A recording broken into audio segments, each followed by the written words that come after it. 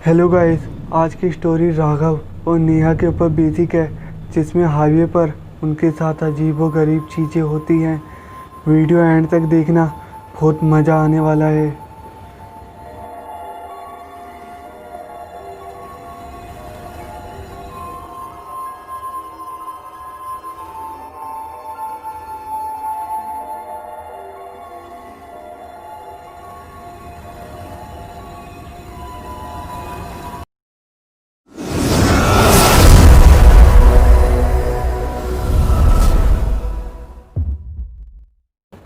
Winter season चल रहा था। इतनी ठंड में सुबह 3 बजे नेहा और राघव नैनीताल के लिए निकल गए। ये दोनों कपल थे। दोनों एक दूसरे से बहुत प्यार करते थे। वहाँ के पहाड़ और नेचर को एंजॉय करने के लिए नेहा बहुत एक्साइटेड थी। दोनों रास्ते में चाय की दुकान देख के रुक गए। जब ही राघव गाड़ी से उतरकर चाय वाले को कहा, जल्दी से 2 कप चाय बनाना, बहुत ठंड सी लग रही है। वहीं एक बेंच पर बैठा आदमी जिसके हाथ में अखबार था, वो बोला, क्या साहिब, इतनी जल्दी कहाँ जाना है? राघव ने कहा, मैं अपनी एक्स के साथ नैनीताल जा रहा हूँ।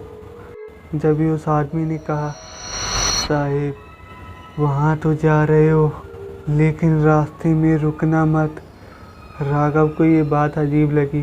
वो पूछा, क्यों, ऐसा क्या है इस हाईवे पे?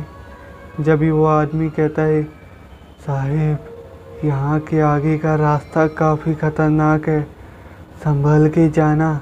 अगर कोई आपसे लिफ्ट मांगे तो भी गाड़ी मत रोकना। राघव को लगा शायद इस हाईवे के आगे चोर लुटेरे होंगे। राघव चाय लेके गाड़ी में नेहा को देता है। गरम गरम चाय पीने के बाद दोनों को लगा शायद उन्होंने अमृत पी लिया हो। चाय पीने से ठंड कम लग रही थी। राघव गाड़ी स्टार्ट करके नैनीताल के लिए निकल गया। नैनीताल का रास्ता 250 किलोमीटर था और हाईवे खाली था। हैरानी की बात यह थी कि इस हाईवे पर और गाड़ियां है ही नहीं। आगे कोहरा था और कोहरे की वजह से सामने कुछ दिखाई नहीं दे रहा था। गाड़ी 60 या 70 की स्पीड में चल रही थी। राघव को लगा शायद 6-7 घंटे में पहुंच जाएंगे। राघव कई समय बाद नैनीताल जा रहा था। जब वो छोटा था तो उसके पापा उसे एक बार नैनीताल ले गए थे, लेकिन जब मैं 12 साल का था, अब मुझे गाड़ी चलाते वक्त नींद आ रही थी। जब ही नेहा सो चुकी थी, ठंड फिर से बढ़ती जा रही थी। इतनी ठंड, और अब हम घने जंगलों से गुजर रहे थे। यहाँ दोनों साइड में काफ़ी लंबे पेड़ थे।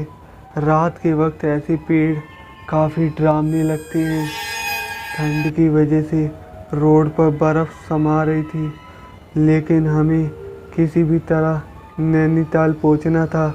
हम कुछ ही देर में वहाँ पहुँचने ही वाले थे। राघव वहाँ के सुनहरे पहाड़ और नेचर को याद कर रहा था।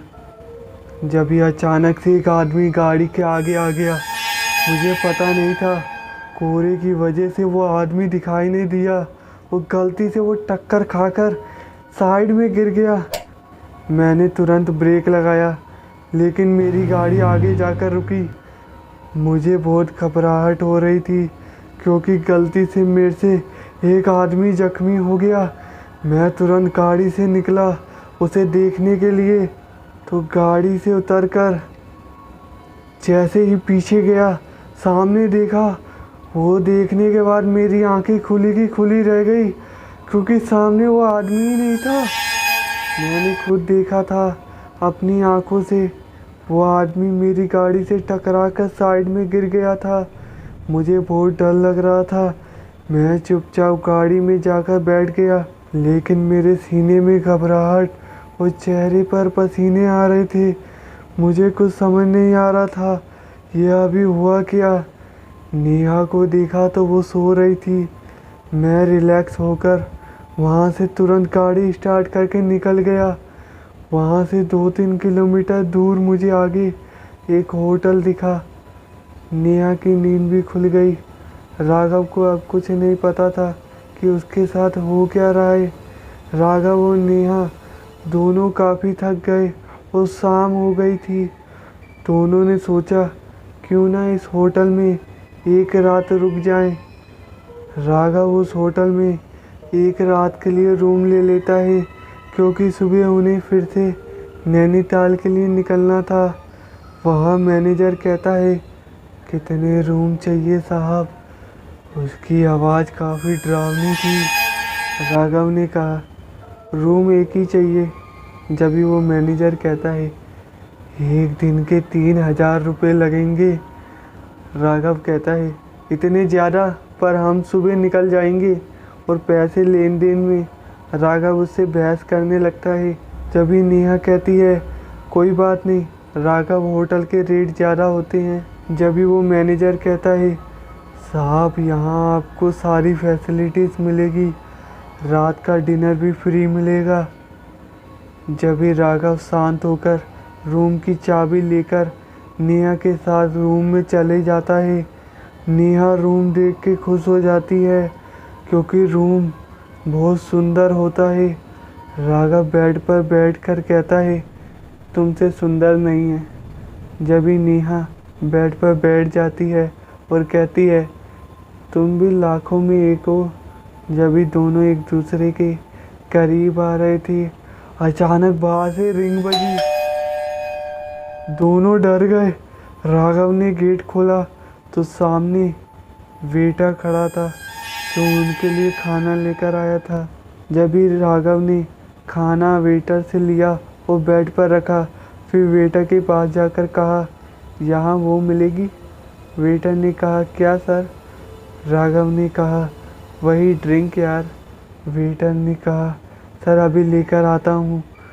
राघव गेट बंद करके नेहा के पास आके बेड पर बैठ गया। नेहा ने कहा, खाने की खुशबू तो बहुत अच्छी आ रही है। जब भी राघव ने कहा, अब तुम्हें भूख लग गई? जब भी नेहा ने कहा, हाँ, तुम्हें नहीं लगी क्या? जब भी राघव कहने ही वाला होता है, जब भी फिर से डोरबेल बजी। राघव ने तुरंत गेट खोला तो बाहर वही वेटर खड़ा था, हाथ में वाइन और चेहरे पर एक अलग सी मुस्कुराहट थी। राघव ने कहा, ये बहुत बढ़िया ब्रांड लगता है। जब भी वेटर ने कहा, सर एक बार पीकर तो देखिए, आपको अच्छा लगेगा। जब भी राघव वाइन लेकर गेट बंद कर दिया और सबसे पहले वाइन ही पीने लगा। खाने की खुशबू इतनी अच्छी थी, नेहा और राघव को कंट्रोल ही नहीं हो रहा था। दोनों ने पेट भरकर खाया। इतना स्वादिष्ट खाना खाकर मज़ा ही आ गया था। अब दोनों को नींद आ रही थी। रात भी काफ़ी हो गई थी। जब भी थोड़ी देर में एक अजीब सी आवाज़ आई। नेहा की नींद खुली। ऐसा लग रहा था जैसे कोई चाकू घिस रहा हो। इस अजीब सी आवाज़ ने नेहा की नींद खराब कर दी। जब भी नेहा ने उठकर देखा तो ये आवाज़ नीचे फ्लोर से आ रही थी। नेहा ने गेट ओपन करके सीढ़ियों से धीरे धीरे नीचे जा रही थी। उसके ठीक सामने एक सूअर को मारा जा रहा था। नेहा ये देख के हैरान हो गई।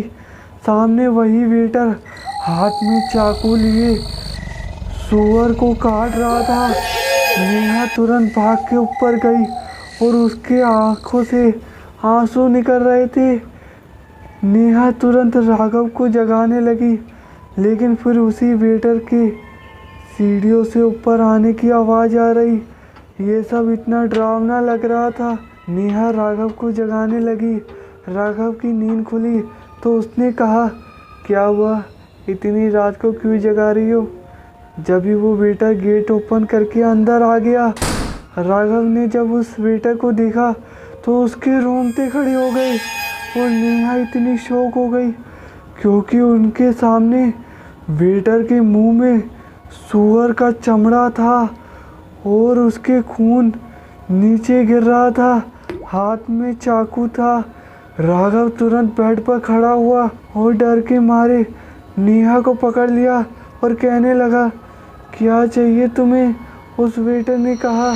तुम दोनों का खाना कंप्लीट हो गया? राघव ने कहा। पर तुम खाने का पूछने आए हो क्या? और ये तुम्हारे मुंह से खून कैसे निकल रहा है? ये सब देख के राघव और नेहा को विश्वास ही नहीं हो रहा था। दोनों काफ़ी घबराए हुए थे। तभी वेटर ने कहा, तुम दोनों हमारे खास मेहमान हो और जो तुम खाना खा रहे थे वो सूअर का मांस था।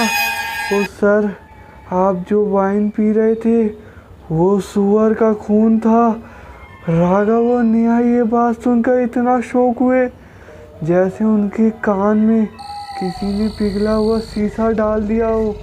राघव और नेहा दोनों बहुत डरे हुए थे। जब भी राघव ने कहा, प्लीज़ हमें यहाँ से जाने दो। वेटर ने कहा, नहीं सर, आप हमारे मेहमान हो। यहाँ जो आता है हम उनकी पहले मेहमान नवाजी करते हैं और बाद में उनका भोजन होने के बाद रात को हम उन्हें खा जाते हैं। राघव और नेहा ये सुनकर इतने घबराए और सहमे हुए थे। आखिर एक इंसान दूसरे इंसान को कैसे खा सकता है? ये हैरानी की बात थी। वेटर ने कहा, मैं और यहाँ का मैनेजर हम दोनों इंसान है ही नहीं। जब भी वेटर के मुंह के दोनों साइडों से 2 दांत बाहर निकलने लगते हैं और बड़े हो जाते हैं। उनकी आंखों की काली बिंदु इतनी छोटी हो जाती है। राघव और नेहा दोनों समझ जाते हैं ये दोनों वैम्पायर है। हम कहाँ आगे फंस गए। जब भी उस वेटर के पीछे से मैनेजर भी आ जाता है और नेहा और राघव को खा जाते हैं। नेहा और राघव की चीख निकलती है। थोड़े दिनों बाद उसी होटल में रहने एक कपल आए थे। उन्हें भी एक दिन के लिए रूम चाहिए था। मैनेजर ने उन्हें उसी रूम की चाबी दी जिसमें राघव और नेहा ठहरे थे। लेकिन ये भी कुछ ही घंटों के मेहमान थे। वो वेटर उनके रूम में जा रहा वही खाना लेकर, लेकिन खाना इस कदर टुकड़ों में काटा जाता है जिससे उन्हें पता ही ना चलता कि वो क्या खा रहे हैं। और वाइन की बोतल में सूअर का खून और 2-3 नशे की गोलियां मिलाकर उसे वाइन बना देते थे। जब वो वेटर ऊपर फ्लोर में उनके रूम में खाना लेकर जा रहा, जब भी वो पीछे मुड़ता है उसके मुंह के दोनों साइडों से 2 दांत बड़े बड़े बाहर निकले हुए थे। ये उनका आज रात का लास्ट डिनर है। और फिर अगर आपको हॉन्टेड स्टोरी देखना पसंद है तो नीचे डिस्क्रिप्शन में हॉन्टेड स्टोरी का लिंक है, उसे जाके ज़रूर देखिए। अगर स्टोरी पसंद आई हो तो प्लीज़ वीडियो को शेयर करें और लाइक कमेंट्स करके ज़रूर बताएं कि आपको स्टोरी कैसी लगी। अगर चैनल पर न्यू हो तो प्लीज़ चैनल को सब्सक्राइब करो और बेल आइकन नहीं दबाया तो उसे दबा देना, जिससे आने वाली स्टोरीज़ आप कभी मिस ना करें। मिलते हैं नेक्स्ट वीडियो में एक नई स्टोरी के साथ।